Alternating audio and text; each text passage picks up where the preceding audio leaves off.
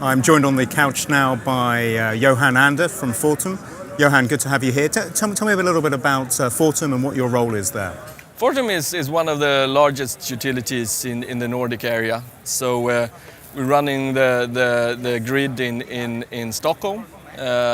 We are doing district heating in Stockholm. We're running the grid around Helsinki and so forth. So we're one of the largest utilities in the Nordic area. And tell me how you're using that grid. What I'm interested in is the application of all this technology we're hearing about. How is it used in Sweden? I mean, if we look at it, I mean, the grids, it has been a sleeping beauty for many years. And then this new buzzword came around, smart grid. And in Fortum we said, okay, what is this? And we did lots of research trying to understand what is it really. And the conclusion was that it's very much what we're doing every day. It's the grid with more communication. And of course what it will help us do is to increase efficiency. But what we also saw is that it's very much, this word came very much from the US. Yeah.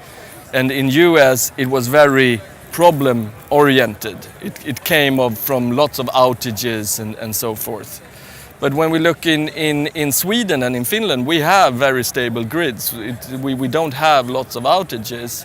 So for us, it's much more about efficiency, how we can increase efficiency rather than to reduce problems. Okay, so it's about efficiency rather than solving problems. Yeah. But in practical terms, how is this smart grid used and how does it make the consumer's life better, for example? I mean, in many ways, because the consumer want to add new stuff.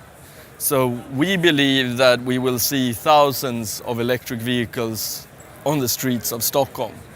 And that should be sort of a right of a citizen to have an electric vehicle. Thousands by when?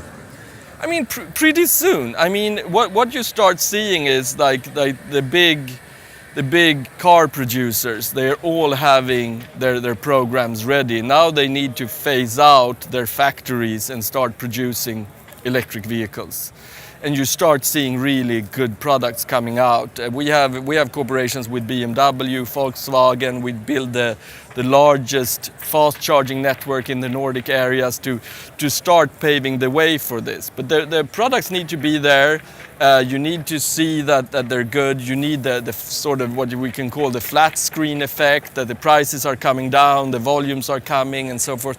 And I mean, it's a fantastic technology. So we believe it will be there. But when it will be there, you will start seeing the disturbances. I mean, everybody will come home with their electric vehicle at 6 o'clock in the evening, run up, put on their stoves. They connect the electric vehicles, run up and put on the stoves. And in Finland, Fortum is a Finnish company. They will also put on the saunas, So you will see a peak.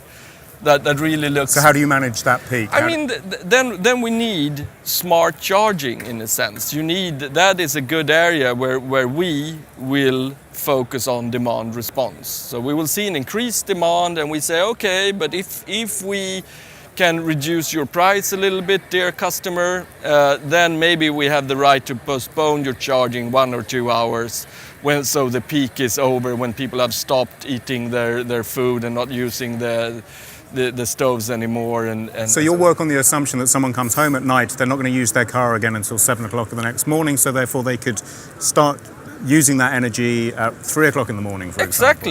Exactly, and try to do it in a good way in relationship with the customers. That is where we're going, and then you will see lots of those areas opening up. And what we are afraid of in the you can say the Nordic countries and probably Germany too, it's that we will lose out on efficiency if we're not able to handle the micro production, the electric vehicles and so forth, because we are fairly efficient. But when these new technologies are coming in, they will start disrupt and disturb and so forth. And I think that is where the smartness will be used. If we look at the US, where you have all these ACs, and you will have the outages and so forth, you're working more to solve problems. Here we will try to maintain and maybe even increase efficiency.